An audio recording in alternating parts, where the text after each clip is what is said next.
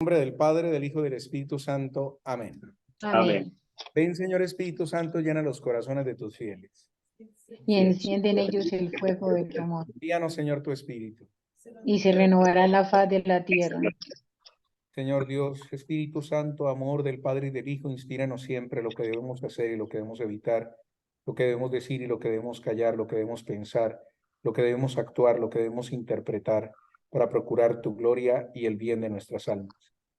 Espíritu Santo, Ilumínanos, Ilumínanos y santifícanos. Espíritu Santo, Ilumínanos y santifícanos. Espíritu Santo, ilumínanos, Ilumínanos y santifícanos. trono de la sabiduría, ruega por, trono de la sabiduría, ruega por nosotros, trono de la sabiduría, ruega, Nuestra Señora de Guadalupe.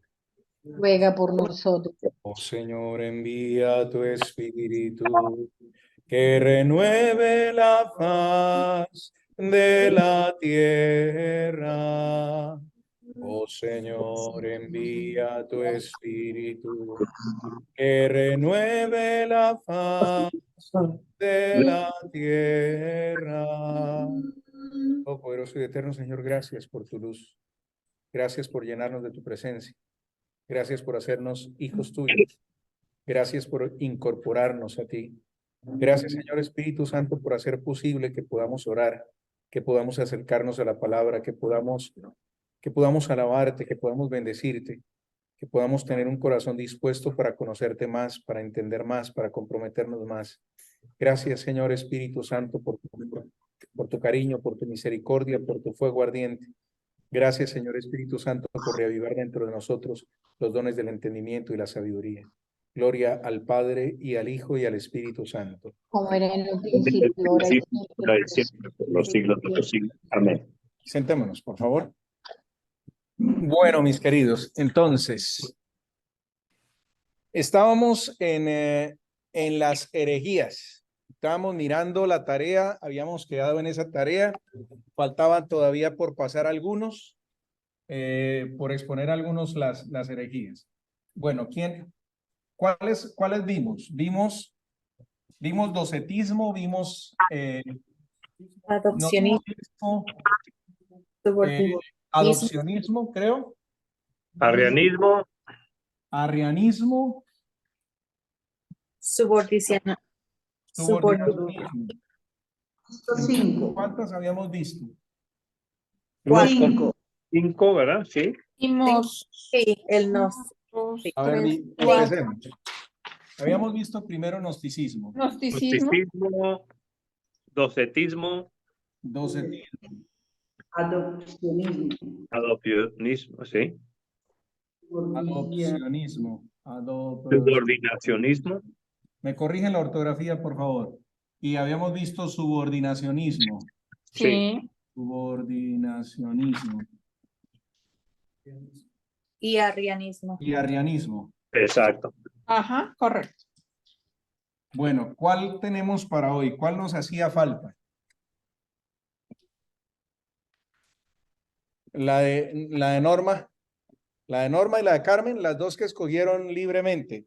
¿Quién quiere empezar? Carmen, debemos que Carmen empiece y ya le damos el paso a Norma. Entonces, ¿cuál escogió Carmen? Ebionismo. ¿Ebionismo? Ujú. Ebionismo. Deriva de la palabra hebrea ebión, que significa pobre. En el 2012 después de Cristo, propagado por Cerinto, un egipcio judío, la herejía de los ebionistas afirmaba que Cristo no es Dios, sino un simple hombre. Las corrientes más modernas, en cambio, admitían también su origen divino. Los ebionistas rechazaban enseñanzas de San Pablo, solo aceptaban el Evangelio de Mateo. Según San Irineo, San Juan escribió su Evangelio para refutar los numerosos errores sostenidos por Cerinto. Es todo lo que tengo. Les cuento que he aprendido algo nuevo hoy. Yo esa herejía no la conocía. No conocía. ¿Cómo se escribe, Carmen, ebionismo? ¿Cómo? ¿Con B larga? B de boy. B de burro. B de burro. I-O N-I-S-M-O. Ebionismo. Ajá. Esa no la conocía. Entonces ve una herejía cristológica que despojaba de la naturaleza divina a nuestro Señor. Recordemos que nosotros creemos la Santísima Trinidad son tres personas distintas, un solo Dios verdadero. Repasemos esa doctrina. ¿Cómo se llama nuestro Dios? ¿Quién es nuestro Dios?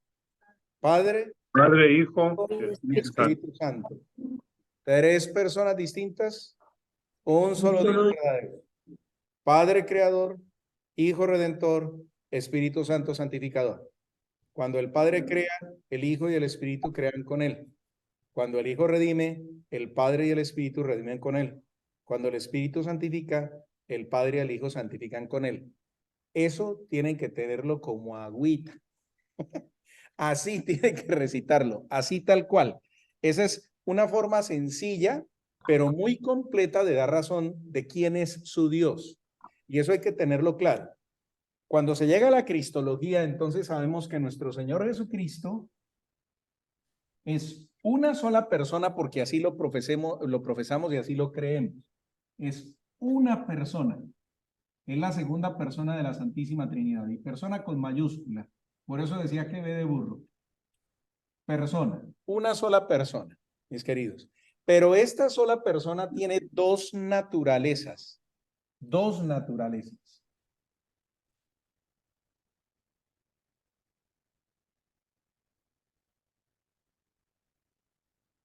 Entonces, una naturaleza es divina y la otra es humana.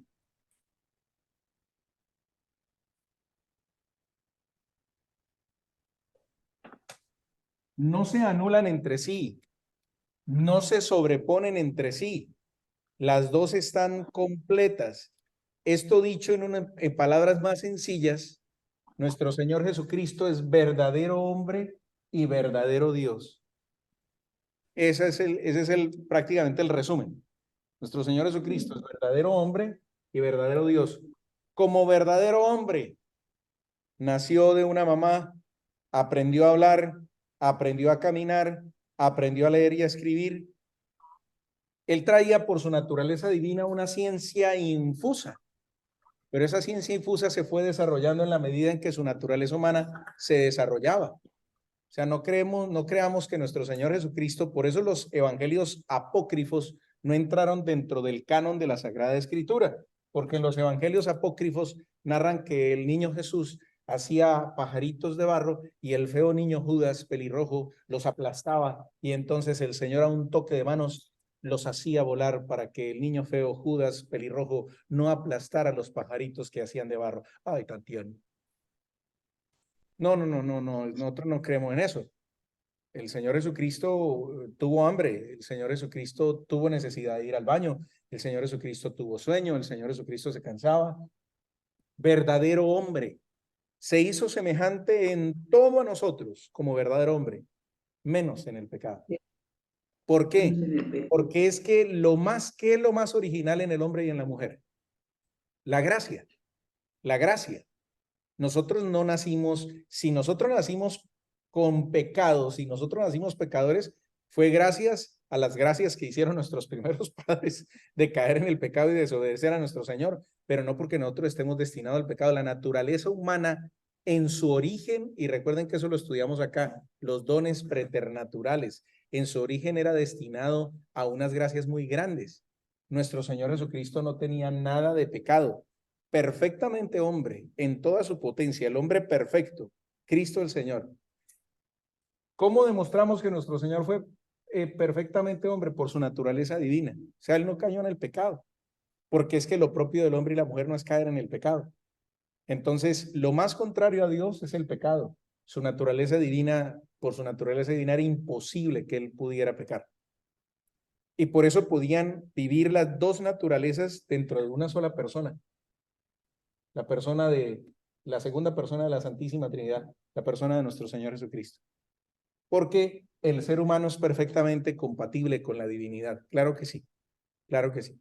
Por eso nuestro Señor en capítulo 5, versículo 48 de San Mateo, nos pide, ahí está el objetivo del cristiano. ¿Usted quiere saber cuál es el objetivo del cristiano? Mateo 5:48. Léanlo, por favor. ¿Qué dice Mateo 5:48? Ese es el objetivo de todo cristiano. Aquí no estamos hablando de judíos, musulmanes y el ser humano en general. De todo cristiano. Ese es el objetivo, el que aparece ahí.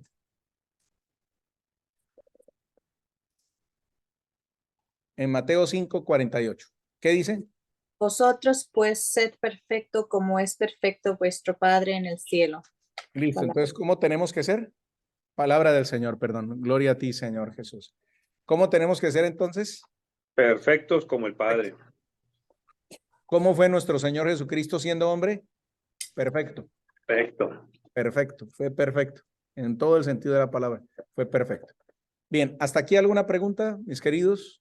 Para darle paso a Norma con la última herejía. Dolores, pregunta, perdón, cuando hacen preguntas ahora estoy volteando el computador para que hágalas duro, Dolores, a ver si alcanzan a escuchar. Y el Señor era 100% humano y 100% divino. Él aprendió a escribir y aprendió Sí, claro. a todo. Claro. Él lo sabía, ¿no? ¿Cómo? Él lo sabía porque tenía su divinidad. Él tenía ciencia infusa, pero la ciencia infusa no anuló la naturaleza humana. Él tuvo que aprender a ser hombre, como nosotros tenemos que aprender a ser hombres, a ser seres humanos. O sea, no es que nuestro Señor ya por el hecho de ser Dios a los 14 años hablaba todos los idiomas. No, él tuvo que aprender por lo menos lo basiquito. Y ya, claro, por su naturaleza divina, cuando estuvo en su ministerio público, pues claro que ya tenía todos esos. Si San Pío de Pietrelcina, sin hablar en ningún idioma, ustedes siempre me han escuchado contar la historia de San Pío. Él solamente hablaba italiano, pero cuando la gente iba a confesarse con él, no importaba la nacionalidad que fuera, a los 30 segundos él estaba hablando perfecto el idioma de la persona que estaba hablando con él.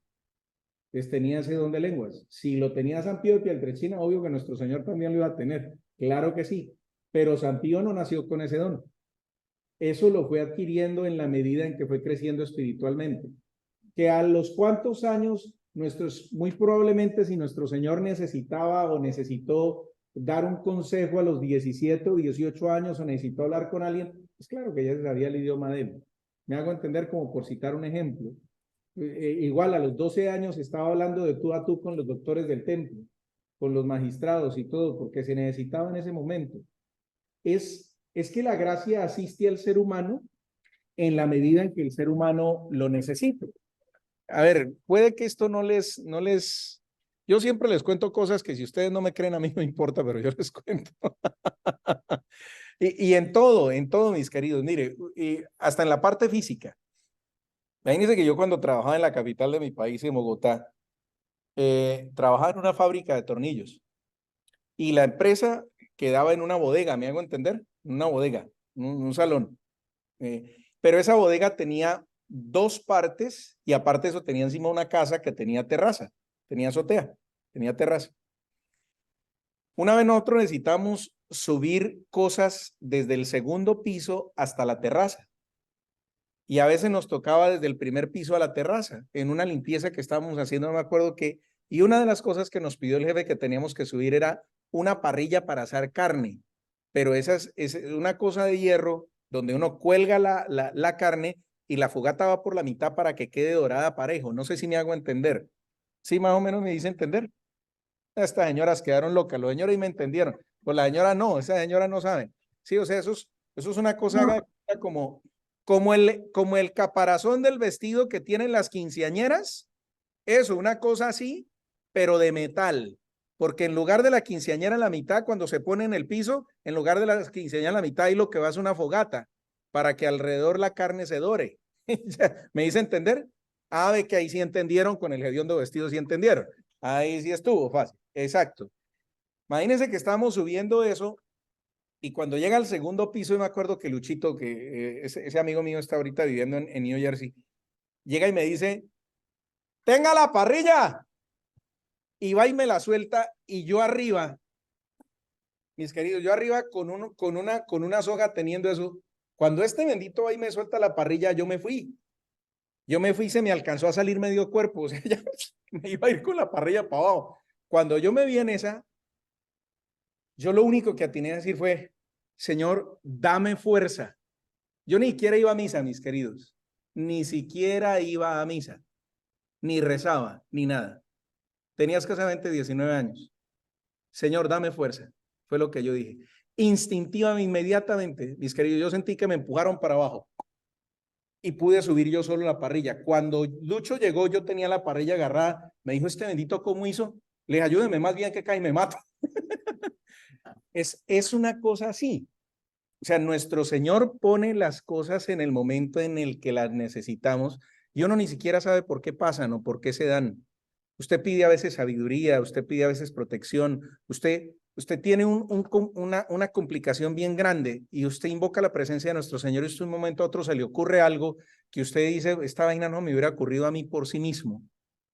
Entonces, eso es, imagínense, si nosotros tenemos eso en ese grado, que les digo, yo no iba a misa, yo no rezaba ni nada, y mi Señor me auxilió en ese momento. Ahora, subamos en escala. Hay padres que tienen discernimiento de espíritus, hay otros que tienen diferentes dones. Llegamos a San Pío de Pietrelcina, que tenía semejantes dones tan especiales de estar en 2 lugares al mismo tiempo. Hay un muy buen amigo de él, me vi el video estos días, que es tal vez el primer milagro de bilocación registrado en video. En las exequias, en el funeral del Padre Pío, el mejor amigo del Padre Pío no pudo estar, estaba lejos, y lo vieron al lado del ataúd. Estaba al lado del ataúd, quedó registrado en el video, en el lado del ataúd, y él no estaba ahí. Él no estaba ahí, él estaba en otro lado. Y cuando después le preguntaron al padre, porque así mismo como apareció y como estuvo en las exequias, así mismo se desapareció, después le preguntaban, padre, ¿y usted estuvo acá? Y él ahorita solamente se sonreía y no decía nada, porque si hay algo que dice la gente santa es que no chicanea con esos dones, ¿me hago entender? O sea, no hace espaviento con los dones que tiene. La gente santa no hace eso. Entonces, imagínense si ese es el grado del ser humano que nuestro Señor nos asiste, desde el más pecador que invoca su ayuda en un momento, su asistencia en un momento de necesidad, pues imagínense nuestro Señor. Pero no es que nuestro Señor andara haciendo cosas que no le correspondían en los momentos en que no se debía. De hecho, por eso cuando le piden un signo los fariseos, muéstranos un signo y nos basta. Esta generación solamente no se le dará otro signo que el de Jonás. Punto. O sea, ¿sí me hago entender? La sabiduría, por eso el Señor decía, o sea, la sabiduría, no se arrojan las perlas a los puercos. O sea, uno tiene que saber con quién habla de fe, uno tiene que saber con quién comparte la sabiduría, uno tiene que saber cómo pide la asistencia de nuestro Señor. Pero indiscutiblemente nuestro Señor nos da la gracia de esa asistencia especial. Ahora, pues, imagínense, nuestro Señor queda fuera de concurso. Solo que no se imaginen que nuestro Señor, por el hecho de ser Dios y tener intacta su naturaleza divina, entonces por eso fue que los evangelios apócrifos no entraron en el canon de la Escritura. O sea, no se imaginen a nuestro Señor a los 7 años haciendo milagros, poniendo a volar unos pajaritos para que no los pisen. No, o sea, no. Eso no va en concordancia con lo que realmente es esa persona con las dos naturalezas. No sé si más o menos respondí, ¿sí? ¿Me hice entender? No le pregunté a Dolores si comprendió totalmente, sino simplemente si me hice entender, porque es que recuerden que hay ciertas cosas, estamos hablando de temas que van a quedar inconclusos. Nosotros llegamos hasta cierto punto y de ahí para allá, cuando ustedes se mueran, pregúntenle a nuestro Señor, bueno, y su merced, ¿cómo hizo esto? Y pues, pero pues créanme que cuando se muera uno ya no va a tener necesidad de preguntar nada teniendo al Señor ahí, eso es cierto, pero por si acaso, yo me imagino, por ejemplo, a mi maestro de Sagrada Escritura, el padre Álvaro José, en tertulias con San Pablo, tomándose un tinto, un café en el reino de los cielos y hablando de cosas, porque yo les conté el otro día que el padre Álvaro quería saber qué fue lo que dejó por allá olvidado en la casa de no sé quién y que pidió que lo trajera. Pero bueno, en fin. Norma, ¿sí alcanzaron a escuchar a Dolores ahorita cuando giré el computador? Sí, entonces sí funciona. Norma, bien fuerte para que alcancen a escuchar estos. Maniqueísmo, secta religiosa fundada por un persa llamado Mani o Manés en el siglo III y que se extendió a través del Oriente, llegando incluso al Imperio Romano. La expansión del maniqueísmo en el Oriente del Imperio Romano fue tan rápida y creciente que Diocleciano condenó la creencia en el año 297. Los maniqueos, a semejanza de los gnósticos y los mandeos, eran dualistas y creían que había una eterna lucha entre dos principios opuestos e irreductibles, el bien y el mal, que eran asociados a la luz, Hormuz, y a las tinieblas, Ariman, y posteriormente al Dios del Antiguo Testamento, que sería el mal, y del Nuevo Testamento, que sería el bien. En los hombres el espíritu o la luz estaría situado en el cerebro, pero cautivo por causa de la materia corporal. Por lo tanto, era necesario practicar un estricto ascetismo, y subrayé esa palabra porque no sé qué iba a decir, a ver si sabe usted. El ascetismo es eso, la persona que goza haciendo sacrificio, que goza haciendo como penitencia, como castigando el cuerpo. Para iniciar el proceso de liberación de la luz atrapada. Aquellos que se convertían oyentes aspiraban a reencarnarse como elegidos, los cuales ya no necesitarían reencarnarse más. Para ellos Jesús era el Hijo de Dios, pero que había venido a la tierra a salvar su propia alma. Jesús, Buda y otras muchas figuras religiosas habían sido enviadas a la humanidad para ayudarla en su liberación espiritual. Ok, gracias, Norma. ¿Escucharon todos allá los de este lado? ¿Se alcanzan a escuchar todo? ¿Cómo Ok. se llamó eso, padre? Yo no lo escuché bien. Al principio. Maniqueísmo, el maniqueísmo. Nosotros en la iglesia, en la historia de nuestra madre iglesia, tenemos un santo que fue maniqueo. ¿Quién fue? San Agustín. ¿Quién dijo? San Agustín. Estrella para José Luis. Toda que la reclame, cuando venga, toda que la reclame. Listo. San Agustín era maniqueo. Y por eso es que se entiende que San Agustín haya bebido de la filosofía de Platón. Porque Platón era, yo creo que les expliqué a ustedes eso, ¿no? ¿No les expliqué a ustedes un poquito lo de la filosofía de Platón? Platón no fue con ustedes, Virgen Santísima. Ahora me digan, porque ustedes no me recuerdan. Sí fue con ustedes, pero Sí. ya les olvidó, porque con toda mirada china sí. O sea, Platón decía que había un cielo de los arquetipos, un cielo de las ideas. Es decir, en ese cielo estaba todo perfecto. Sí. Allá estaba lo puro, lo iluminado, incluyendo el alma. Y que un día con tan mala suerte el alma cayó presa del cuerpo.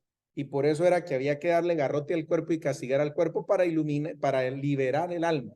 Que el único que era capaz de liberar el alma, aún estando en el cuerpo, era el filósofo. Que mientras tanto todos, eso lo explicó con el mito de la caverna, que mientras tanto todos estábamos viendo hacia el fondo de la caverna y lo que veíamos simplemente era sombras de las cosas perfectas, de las cosas reales, de ese cielo de las ideas. Entonces eso es lo que dicen los maniqueos. Y por eso se explica la reencarnación o metempsicosis, que es la transmigración de las almas. Esos términos, tranquilos, que eso no es muy difícil. Solamente es como para que ustedes alguna vez digan, venga, sí, yo se lo escuché. Sí, la reencarnación o metempsicosis o transmigración de las almas. Por eso es que en esas doctrinas se cree en eso, porque pues igual se libera el cuerpo para que el alma llegue a ser pura, y eso es como ciertos niveles. Eso también lo tiene actualmente todavía el budismo y el hinduismo tienen esa doctrina maniquea, todavía ellos la conservan.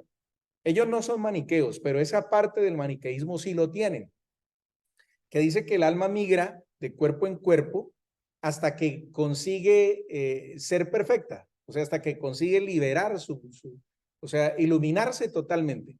Cuando ya consigue ese grado eso es lo que llaman el nirvana, algunas religiones, algunos lugares, algunas personas. Cuando ya consigue ese grado de iluminación, entonces ya no se vuelve a reencarnar, porque ya alcanzó lo que tenía que alcanzar. Más o menos, esa es como la explicación. Pero pues igual los budistas y los shintoístas y los hinduistas que creen en esto de la reencarnación, pues ellos no son maniqueos. El maniqueísmo decía que había dos fuerzas como escucharon de Norma, dos fuerzas igualmente poderosas, una buena y una mala. O sea, que el bien y el mal eran equiparados, que eran equiparados. Pero pues igual, lógicamente, eso no es cierto. ¿Ustedes saben qué es la oscuridad? La ausencia de luz, pero no le voy a dar estrella, no le voy a dar estrella, Cecilia. No, nada. Sí, sí, Josefita contestó. Estrella para Josefa. Ella sí le damos una estrella. Y por eso fue que tiene un-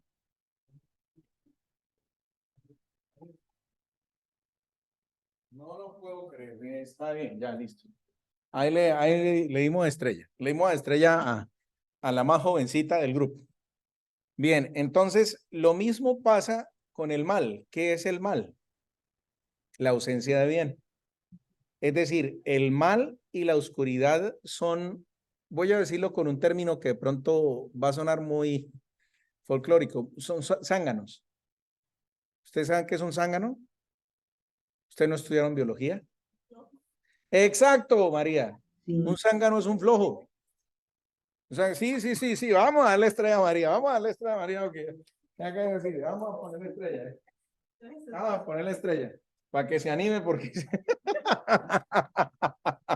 es un flojo, un zángano es un flojo. En las colmenas de las abejas están los zánganos.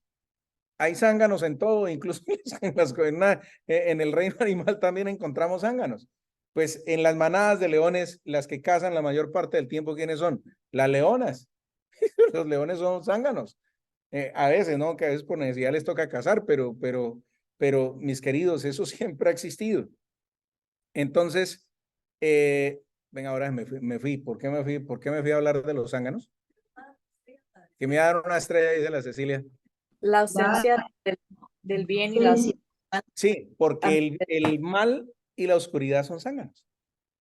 Dependen de, por eso, creer que es que el mal va a ganar y va a vencer en el mundo, eso es imposible. Eso es imposible, eso no es lógico. Tiene que haber, aunque sea una pequeña parte de bien, para que se pueda identificar qué es lo que es mal. Entonces, por eso el mal no va a ganar nunca. O sea, su derrota está cantada, porque nunca va a poder haber total oscuridad, porque eso es imposible, porque para que haya oscuridad necesitan la luz, se necesita de la luz. Entonces, eso como para tener la tranquilidad, porque es que voy a hacer un paréntesis. Hoy en día, por la social network, por todo esto que nosotros vivimos de la información inmediata, nos hacen creer que no hay esperanza, nos hacen creer que todo está perdido, nos hacen creer que ya esto es el fin del mundo. Y no, mis queridos, simplemente es cuestión de pensar un poquito y devolvernos en la historia. ¿No pensarían lo mismo la gente cuando hubo la peste negra? Cuando hubo la Primera Guerra Mundial, la Segunda Guerra Mundial. ¿No pensarían lo mismo la gente aquí en Estados Unidos en el momento de la depresión económica, a comienzos del siglo XX, que cuando vino el presidente Roosevelt fue el que le tocó enfrentar eso y solucionarla un poco? Que ustedes me han contado, algunos de sus ancestros, aunque eran nacidos en Estados Unidos, por tener apellido latino, los devolvieron para sus países de origen, los devolvieron por esa depresión económica que hubo. ¿Qué pensaría esa gente? Oiga, lo perdimos todo, oiga, esto se fregó, esto. En mi país, mi mamá me contaba, después nosotros tenemos una historia en la primera mitad del siglo XX que se llama el Bogotazo, que fue el 9 de abril de 1948. Me corrige mi tía si estoy mal. Correcto, está bien, El Patricio. 9 de abril de 1948 mataron a un caudillo, Jorge Eliezer Gaitán, que se suponía iba a ser el Mesías, y entonces el pueblo se alborotó, y después de eso hubo una cosa terrible, y hubo una guerra partidista entre liberales y conservadores, y el pueblo de origen de nosotros es Jacopí, Cundinamarca, que en esencia es un pueblo rojo, es un pueblo liberal. Y resulta que subió al poder un presidente conservador, Laureano Gómez, y ese señor mandó quemar el pueblo y mandó a hacer una cosa terrible. Fue esa parte de la violencia terrible. Mi mamá me contaba cómo tenían que esconderse en el monte. Me hago entender cuando digo el monte, en el monte, y veían cómo iban y les robaban sus animalitos, cómo incendiaban las cosas, como porque si encontraban a las mujeres las violaban, a los hombres los mataban. Eso era una cosa terrible. O sea, en el corazón de todas estas personas, ¿qué pensarían? O sea, esto fue el acabose, esto es el fin del mundo, esto no hay salvación. Entonces, hay que tener un poquito de calma porque nos parece que todo es como que ya es malo y es desastroso y de esto nos vamos a levantar y todo, pero lo único que tenemos que hacer es voltear un poco la cabeza y mirar la historia de la humanidad. Y por eso es que nunca va a ganar el mal, nunca, nunca, nunca. Sí, en ese tránsito del mal a esas etapas valles de la historia de la humanidad, sí, claro, se ha sufrido y que yo no les digo que no vayamos a sufrir. Yo no les digo que no vayamos a sufrir, porque eso sería una falacia, eso sería una mentira. ¿Que vamos a sufrir? Sí, claro. Pero es que la vida es sufrimiento. ¿Qué reflexionamos ahorita en la Sagrada Eucaristía? La vida no es justa.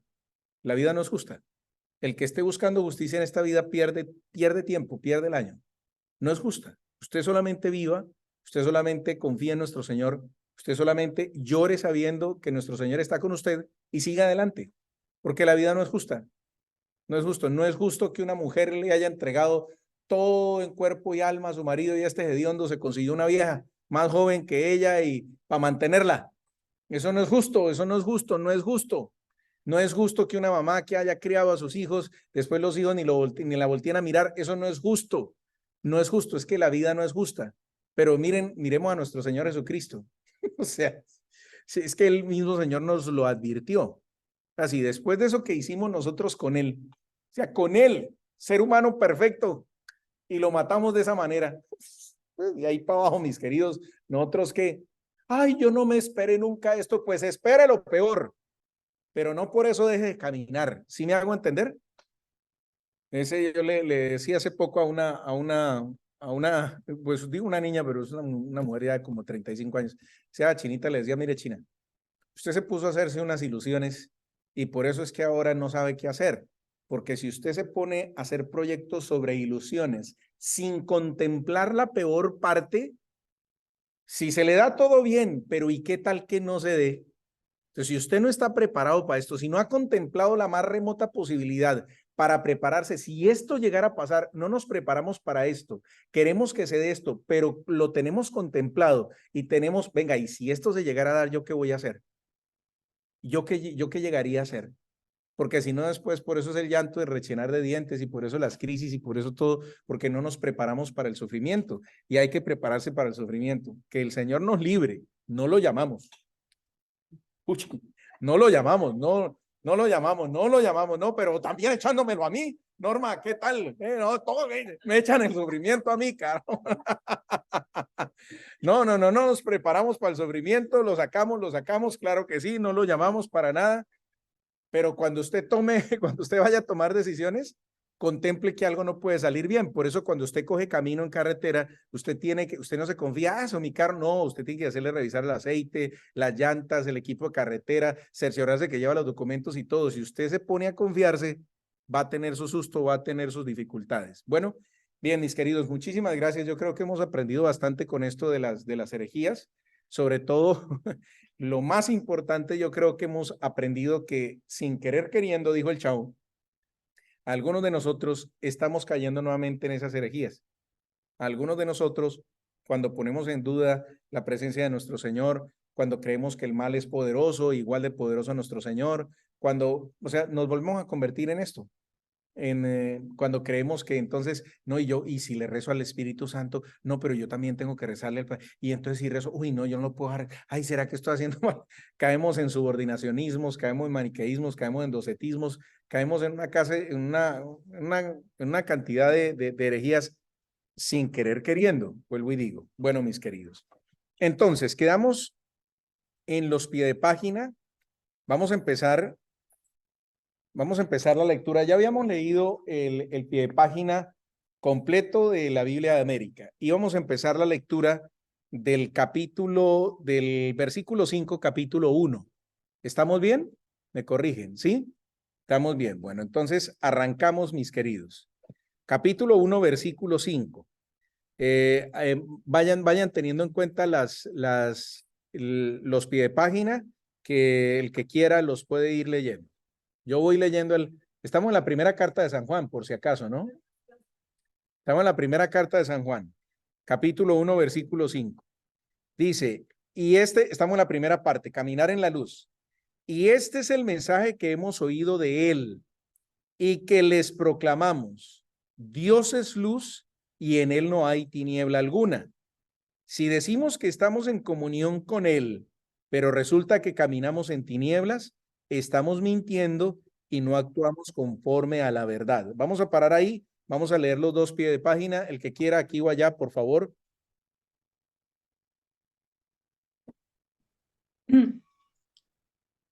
La imagen de la luz con la que Jesús se designa en el cuarto evangelio en cuanto portador de la verdad se aplica aquí a Dios, fuente de la revelación y por tanto de toda santidad cristiana. Hablar de luz a propósito de la divinidad era un lugar común en el pensamiento religioso medioambiental. Pero mientras que el místico pagano pretendía tener acceso al reino de la luz mediante la iluminación interior, el éxtasis o la iniciación ritual, Juan deduce de la ausencia de tinieblas en Dios la necesidad por parte del cristiano de caminar también él en la luz. Ver, ¿ese qué es? Levítico 19:2. Sed santos porque yo, Yahvé, vuestro Dios, soy santo. ¿A qué herejía le recuerda esto? Mientras que el místico pagano pretendía tener acceso al reino de la luz mediante la iluminación interior, el éxtasis o la iniciación ritual. ¿A qué herejías les recuerda? ¿Al gnosticismo y a cuál? ¿Al maniqueísmo? Y al maniqueísmo. Nos lo acabó de leer Norma. Que al igual que los gnósticos creían en que a través de un conocimiento especial ellos eran los que conocían de la verdad. ¿Listo? Bueno, mis queridos. Entonces, ese es el pie de página de Dios es luz. Ahora, si decimos que estamos en comunión con él, vamos a leer ese si decimos, por favor. El pie de página. Cada una de estas fórmulas introducidas con si decimos expresa al parecer los propósitos de los adversarios que la epístola tiene en el punto de mira y cuya doctrina teñida de gnosticismo es denunciada como una ilusión. Estas señoras están perdidas. Les veo la cara que están perdidas.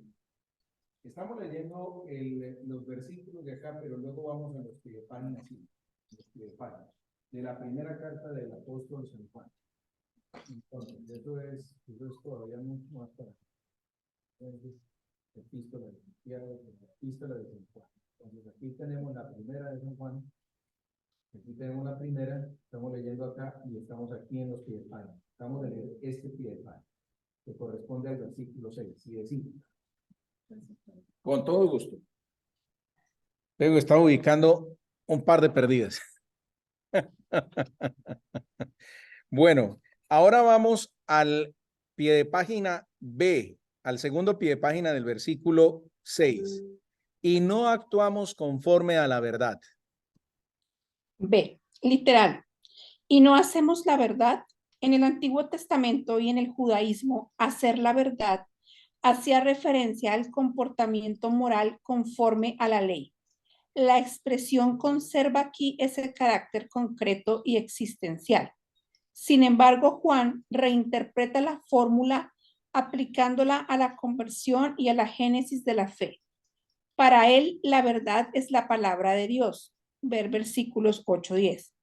Proclamada por Jesucristo que penetra en el creyente transformando su vida.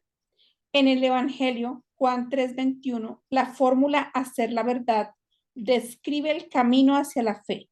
Aquí designa la conversión continuamente renovada que se expresa en la confesión de los pecados. Mis queridos, recordemos, repasemos. Me llama la atención esa expresión, la conversión continuamente renovada. O sea, mis queridos, nosotros, miren cómo nuestro Señor es de hermoso. Cuando nosotros nos creemos buenos, decimos es que soy bueno. Y les compartían la reflexión del Evangelio del día de hoy, que hubo creo que un libro que escribieron, no sé si alcanzó a ser bestseller, de por qué le pasan cosas malas a la gente buena. Es que ahí empieza el problema. Cuando usted cree que es bueno, usted siente que se merece cosas. Usted siente, oiga, yo soy una buena esposa, yo me merezco, no, yo soy una buena madre, yo me merezco, no, yo soy un buen esposo, yo me merezco, no, yo soy un trabajador, yo me merezco. Y ese es el problema, que usted a sí mismo se considere como bueno. Entonces, cuando yo me considero bueno, estoy más pendiente de los otros que de mí mismo. Es la persona que a sí misma se considera santa. Santa, no, yo sí peco, pero no como los demás. Sí, o sea, no, yo sí, claro, todos somos pecadores, pero no, es que hay gente que exagera, ¿no? ¿Cómo así? O sea, si usted es pecador, usted cierra el pico, usted calla la boca, usted no puede ponerse a decir nada. Entonces, ustedes ya saben que nosotros como cristianos, o sea, este estudio bíblico lo estamos haciendo cristianos católicos. Esto no aplica para los demás. Si los demás lo quieren bien, pero para nosotros como cristianos católicos, nosotros sabemos, vamos a buscar ese texto sin perder dónde estamos, para que lo subrayen y lo tengan ahí. Ya les digo, vayan buscando el Evangelio de San Marcos. San Marcos.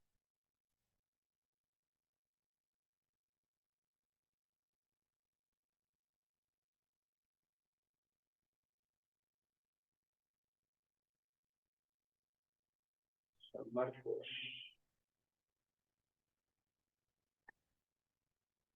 Vamos a ir al capítulo 10 de San Marcos.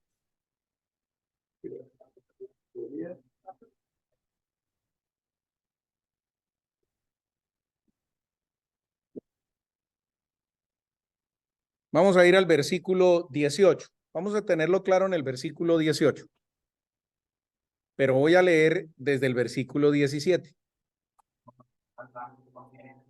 Se ponía ya en camino cuando uno corrió a su encuentro y arrodillándose ante él le preguntó, maestro bueno.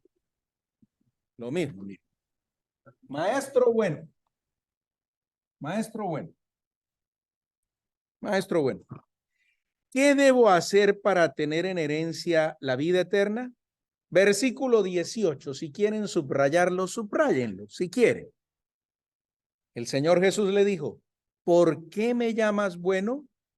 Nadie es bueno sino solo Dios. Palabra del Señor. Gloria a ti, Señor Jesús. Por si acaso ustedes dudan de lo que dijo el Padre Rómulo, pues ahí está textualmente de labios de nuestro Señor. ¿Por qué me llamas bueno? Nadie es bueno. Eso queda claro. Nadie es bueno, sino solo Dios. Solo Dios es bueno. Entonces el problema es este. Cuando yo me considero bueno, yo dejo de trabajar en mi conversión. ¿Conversión es con C o con S? Se ve como fea con... Ah, bueno, gracias. Así está bien.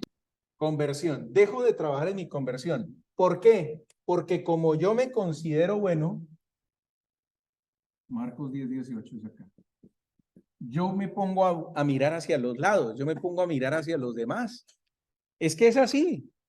Y el Señor nos dio un ejemplo, aparte de esto que nos lo dijo textualmente, y si usted quiere ratificar que el Señor no quiere que nosotros nos llamemos buenos, si no le basta con Marcos 10:18 que le dice textualmente, solo Dios es bueno, bueno, lo invito a que se vaya para San Mateo.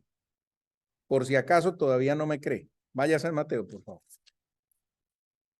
Sin perder la hoja donde estamos, vaya a San Mateo. Estamos en Mateo. Vaya a San Mateo. Búsquese el capítulo 7. Ahí voy despacito, también para darles espacio de que busque. Busque el capítulo 7. Ya. Ya te. Búsquese el versículo 11. Versículo 11. Listo. Aquí en el versículo 11 leemos: pues si ustedes que son malos saben dar cosas buenas a sus hijos, ¿cuánto más su Padre que está en los cielos dará cosas buenas a los que se las pidan? Palabra del Señor. Gloria a ti, Señor Jesús. Mateo 7:11. Ahí asegura nuestro Señor que nosotros somos malos. O sea, si alguien le quedó esa como sensación de amargura que, ay, pero ese padre tan duro que es. Si alguien tenía esa sensación de amargura que es que porque, ay, yo he sido una buena madre, ay, yo sí. No importa lo que diga el padre, pero yo sí he sido una buena mamá, yo he sido una buena esposa, yo cumplí. Si todavía le quedaba algo de esto, sí. Mire, nosotros somos malos, nosotros no somos buenos. Pero esto nuestro Señor lo dice no para insultarnos ni para crearnos complejos psicológicos. Nuestro Señor nos lo dice, eso es para que nosotros tengamos cuidado. Si nosotros nos autoconsideramos buenos, empezamos a mirar para los lados. Cuando yo no me confío, cuando no me confío en mis fuerzas, cuando no me considero bueno, me fijo únicamente en mí. Entonces, esperen porque como ustedes dicen, tengo que googlear, porque el texto bíblico no me lo sé, pero quiero que lo tengamos muy claro para que vayan subrayando esos pasajes que son muy importantes. Perdónenme que se me olvidó ponerles aquí ese texto. El de Mateo 7:11. Vamos ahora con el otro.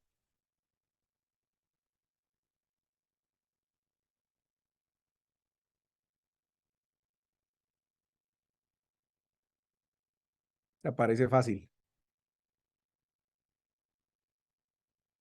Vamos a San Lucas.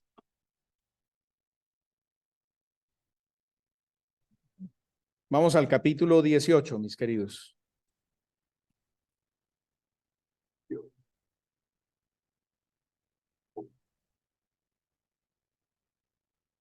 Vamos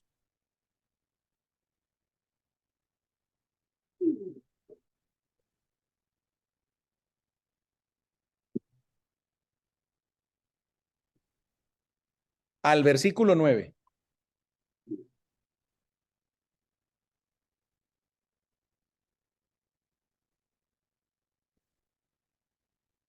Ese sí, pongámosle siguientes, porque sí nos toca leer un poquito más. Lucas 18:9. Empiezo a leer. Fíjense la introducción que dice ahí, que está ahí. Dijo la siguiente parábola a algunos que se tenían por justos y despreciaban a los demás. Se tenían por justos. La autoevaluación de que yo soy el poseedor del conocimiento, lo que pasaba con las herejías, o sea, especialmente con estos gnósticos y con los maniqueos, pero es que el autor de la carta de San Juan está escribiendo contra los gnósticos, que creen ser poseedores de una verdad y que creen ser infalibles y por eso se apartan de lo que está enseñando la comunidad de las enseñanzas de nuestro Señor. Entonces dijo la siguiente parábola a algunos que se tenían por justos y despreciaban a los demás. 2 hombres subieron al templo a orar, uno fariseo y otro publicano. Ustedes saben que los fariseos era gente buena, según ellos, digámoslo así de esta forma, era gente cumplidora. Ellos cumplían absolutamente todo lo que había que hacer. Ayunos, diezmos, todo lo cumplían. Por eso se autoconsideraban buenos, se autoconsideraban justos y por eso despreciaban a los demás. Eso es lo que de pronto pasa a veces no en Nuestra Señora de Guadalupe, no en nuestras parroquias. En Afganistán, dijo Cecilia, en Afganistán, eso suele pasar. Porque como yo sí voy, yo sí cumplo, yo sí estoy, pues bien. Listo, entonces, el fariseo de pie oraba en su interior de esta manera. Oh Dios, te doy gracias porque no soy como los demás hombres. Mire, entonces, se considera justo, se considera bueno, inmediatamente la persona que está en este plan se olvida de sí mismo. Se olvida de sí mismo. Pero no se olvida de sí mismo de la forma como tiene que ser, porque se supone que cuando uno está lleno de Dios, se olvida de sí mismo, pero para vaciarse, para entregarse a los demás. No, cuando uno está lleno de uno mismo, de ego, se olvida uno de sí mismo para seguir trabajando en la conversión y lo que pasa es que se convierte en juez. Entonces, cuando mira para los lados, mira como juez. Entonces, ¿qué es lo que hace? Pues juzgar. Un juez lo que hace es juzgar. Juzgar. Juzgar. Aquí está. Entonces solamente mira a los otros para juzgarlos. No más. Y entonces ahí cabe todo. El marido, la mujer, los hijos, hasta el cura. Caemos ahí todos. Todos, todos. El que se considera a sí mismo bueno, cumplidor, el que se considera justo, empieza a fijarse en la vida de los demás y se fija como juez. Se fija como juez. Miren lo que dice acá. No soy como los demás. Y rapaz, injusto y adúltero. O sea, está juzgando, está criticando. Aparte está siendo chismoso. Él cómo sabe que el publicano ha hecho todo eso. Él lo intuirá, pero eso no. Uno no puede. Miren, mis queridos, hay un dicho. Oye, ese dicho es feo. Mi señor me frenó en primera. Me dijo, ni se le ocurra decir eso, joven. Sí, señor. Miren, mis queridos. Así uno vea, la comadre se quedó sola. La comadre quedó sola. Usted es vecina de la comadre. Y usted no la manda, pero usted, ay, es que toca mirar, no hay sea que de pronto por ahí. Pero mire, salió el compadre a trabajar, no llegó la comadre. Y a los 5 minutos llega una persona en una troca, en una camioneta, aparque ahí y entró. Ay, ese señor, ¿quién será? Ay, no. Y él, ¿será que está bien? Ay, yo como que voy a llamar al compadre para contarle que no sea zapa, no se ha metido. Hola, ¿a usted qué le importa? ¿Qué le interesa? ¿Usted qué hace metiéndose en la vida de los demás? Carajo. Virgen Santísima, perdóneme que se me salió eso. Uno tiene que poner sus ojos en uno mismo, hacia los lados cero. Tenemos suficiente trabajo en nosotros mismos como para empezar a juzgar, a criticar, a chismear. No nos consta absolutamente nada que nosotros no veamos. Y aunque ve el padre Jerry, no sé si ustedes entraron alguna vez a la casa cural, a la rectoría cuando estaba el padre Jerry. El padre Jerry tenía unas imágenes de un sacerdote en varias posiciones. Así. 3 imágenes de un sacerdote en esas 3 posiciones. Si lo quieren más moderno, como Shakira. Ciega, sorda, sordomuda, blanca, testaruda, eso sí. Ciega, sorda y muda, mamita. Eso sí, nosotros. Yo recuerdo que había un refrán cuando yo era niño. Siempre nos decían, en boca cerrada no entran moscos. Hay que tener mucho cuidado. No vamos a patrocinarle el pecado a nadie. Es nuestro deber involucrarnos en oración como vamos a hacer mañana en la jornada de oración y ayuno a la que nos invita el Santo Padre. Mañana, jornada de oración y ayuno a la que nos invita el Santo Padre. Esta noche hay que pedirle a nuestro Señor la gracia de poder hacer esa jornada de oración y ayuno, porque hambre sí nos va a dar bastante, pero hay que pedirle a nuestro Señor esa gracia de poder hacer oración y ayuno mañana. Haga el ayuno como bien considera, pero hay que hacerlo. Entonces, a nosotros nos compete es estar atentos, a nosotros nos compete es estar vigilantes, a nosotros nos compete es estar sobre nosotros mismos. No vamos a patrocinar el pecado a nadie, nos involucramos con todo el mundo a través de la oración, vamos a tener ese corazón misericordioso. Cuando tengamos que corregir, ustedes para eso tienen a sus hijos, corríjanlos, repréndanlos. Ustedes eduquen a sus hijos sí. Eso, pero pretenden arreglar a todo el mundo sin arreglar primero las cosas de la casa. Bueno, en fin, pero esto yo creo que queda claro, suficientemente claro ahí, ¿no? Entonces, ¿alguna pregunta hasta ahí, mis queridos? Todo el tiempo vuela, nos quedan 7 minuticos. Vamos a completar. Yo estaba perdida en cuando estaba leyendo la carta de San Juan. ¿Estaba en la Jerusalén o en la de América? Estamos en la de Jerusalén. Oh, Estamos en la de Jerusalén, en la lectura de Jerusalén. Los pie de página los vamos leyendo de la Biblia de América cuando inicien cada una de las secciones. Estamos esperando llegar al capítulo 2, versículo 7 para volver a leer otra vez la sección de la Biblia de América. Si usted quiere hacer el ejercicio de leer el contenido de las cartas y comparar las palabras que cambian, hágalo y nos puede compartir dentro de 8 días. Ah, padre, de esto me llamó la atención que esta palabra la reemplazan por esta. Sería como interesante que pudiéramos hacer ese ejercicio. Yo no lo voy a hacer, háganlo ustedes si quieren. Sí, porque si no, si les dejo una tarea y resulta haciéndola. Bueno, sigamos entonces. Ya estuvimos del versículo 5 al versículo 7. Vamos a ir a esta perícopa que se llama Primera Condición, romper con el pecado. Y entonces vuelve a aparecer la expresión si decimos. Recuerden que esa expresión ya está aquí comentada en el pie de página. En el pie de página 6a.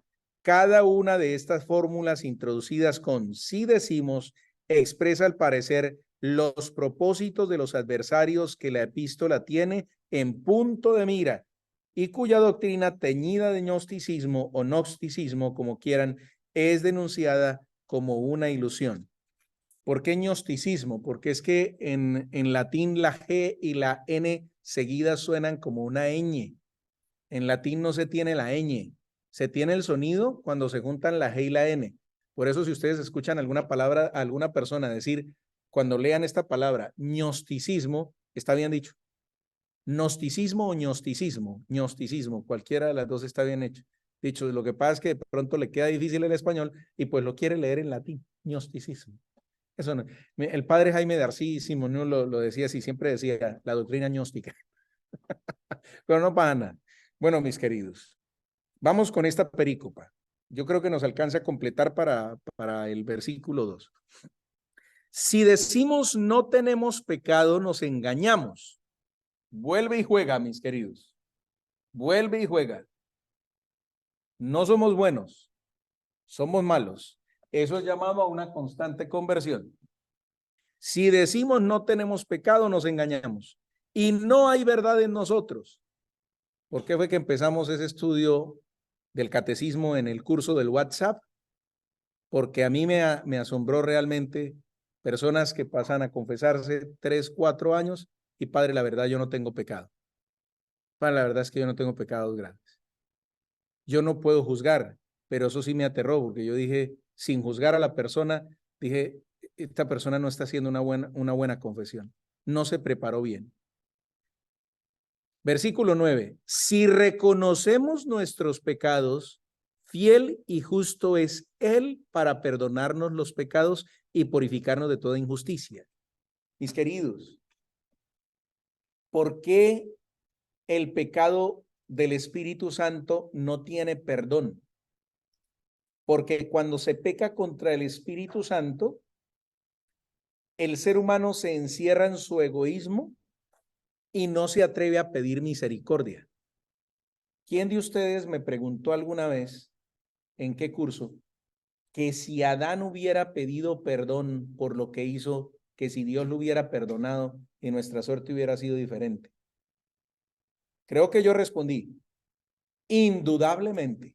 No sé si nuestra suerte hubiera sido diferente, porque el pecado deja su consecuencia, pero que no hubiera sido expulsado del paraíso, yo no creo.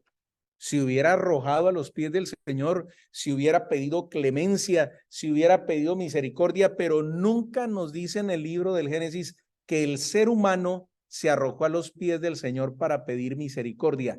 Nunca, nunca.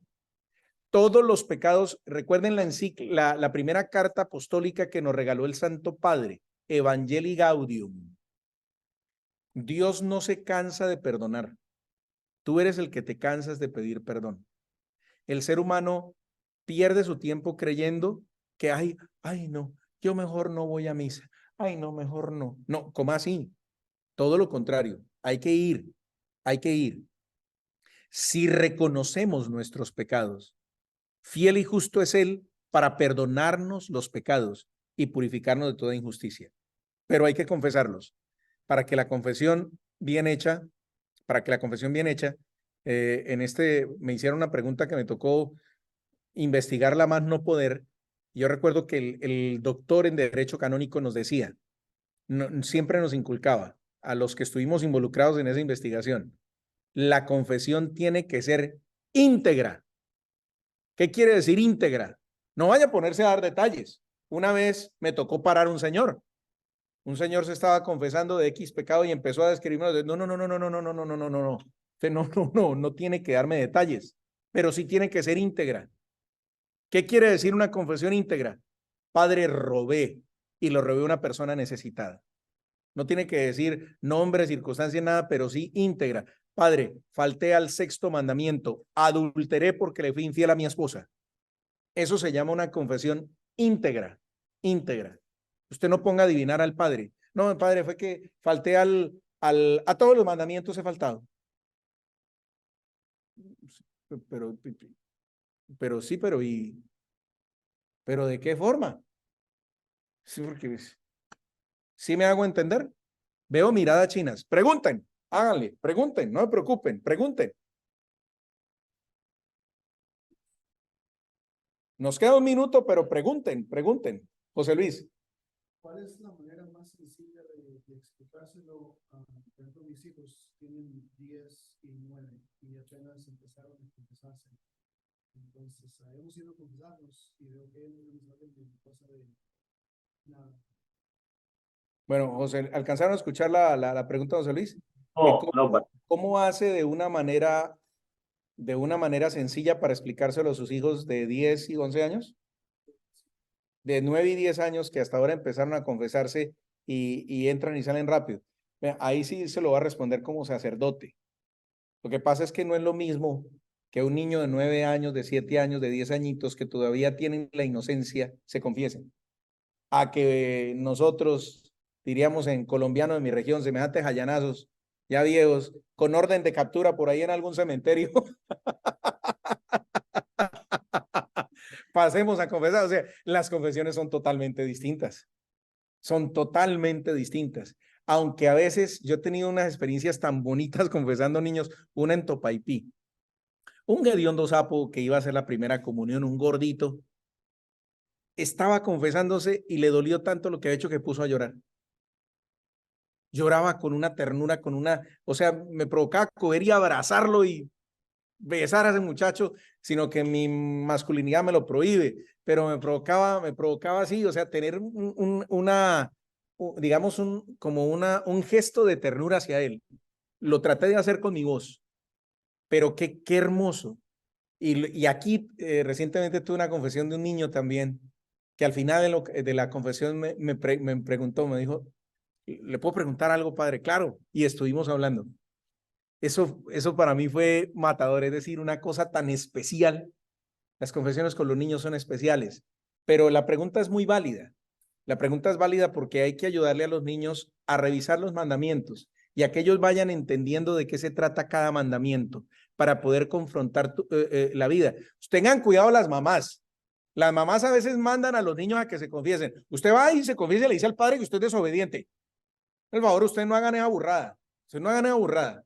No me le pongan precio a la conciencia del niño. Déjenlo. Dice, mira, vamos a sentarnos. Vas a ir a confesarte. Bueno, tienes que tener en cuenta que la confesión tiene 5 pasos. Primero, examen de conciencia. Vamos a mirar. Primer mandamiento, amar a Dios sobre todas las cosas. Tú no me vas a decir a mí, eso se lo dices al Padre. Pero vamos a mirar qué es amar a Dios sobre todas las cosas. Entonces ahí uno puede empezar a leerle.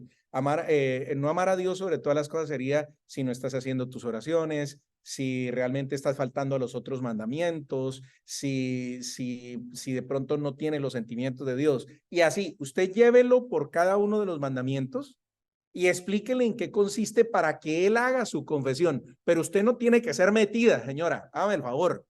Usted no mande a su hijo con el pecado aquí es inscrito. Porque yo he tenido también confesiones de esas que acaba la señora, mejor dicho, pasa la señora a confesarse, es para decirme que, padre, ahorita viene mi hijo y es que mi hijo no me toca, no, mi hijita, hágame un favor, adiós. Ay, padre, es que ese que va a pasar es mi marido, a ver si yo a usted le pudiera decir, no, mija, adiós, hasta luego. Dale, hasta luego. Y aquí no han sido una sola vez en mis 18 años de ministerio sacerdotal, sí, tuve una persona así fue muy atrevida. Padre, a ver si usted en la misa dice que tal y la predicación, porque es que la palabra de Dios, venga, no, hermano, ni siquiera yo me escucho a mí mismo, me escucho al Señor Espíritu Santo. Si usted quiere que yo diga eso, dígale a él que me lo inspire, pero usted no me venga a condicionar aquí la predicación. Es que si es que la comunidad es tal, no, venga, usted a mí no me diga eso. Hay que tener mucho cuidado con el fuero interno de las personas. Así sean niños. Así sean niños. Uno no le dice al niño qué es lo que tiene que confesar. Uno le muestra cómo confesarse, pero no le dice al niño qué tiene que confesar. ¿Me hago entender? ¿Sí les queda claro? Ay, veo algunas caras como de inconformismo, pero Santísima Madre de Dios, Dios te salve María. Salve María. Gracias, el Señor es contigo. Bendita eres entre todas las mujeres, bendito es el fruto de tu vientre, Jesús. Santa María, Madre de Dios, ruega por nosotros pecadores, ahora y en la hora de nuestra muerte. Amén. Nuestra Señora de Guadalupe. Ruega por nosotros. Ángel de mi guarda, mi dulce Mi compañía, no me desampares noche, hasta que me pongas en paz y alegría con todos los santos, Jesús, José y María. Si me desamparas, ¿qué será de mí? Ángel de mi guarda, ruega a Dios por mí. Gloria al Padre, al Hijo y al Espíritu Santo. La bendición de Dios Todopoderoso, Padre, Hijo y Espíritu Santo, descienda sobre ustedes. Amén. Muchas gracias. Amén. Nos vemos entonces. Aquí me despido. Chao. Estén bien.